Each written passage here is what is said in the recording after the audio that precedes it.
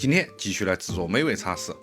又到端午了，每年都买粽子吃，今年干脆自己包一个粽子来吃，做一个一口就能吃完的粽子。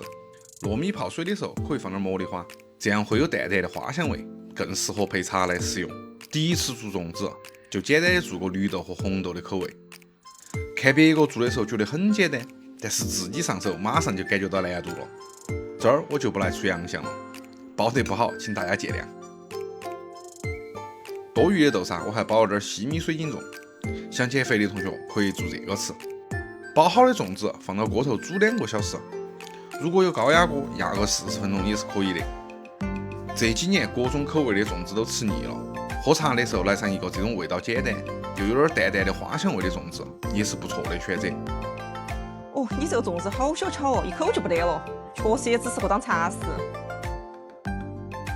祝大家端午安康！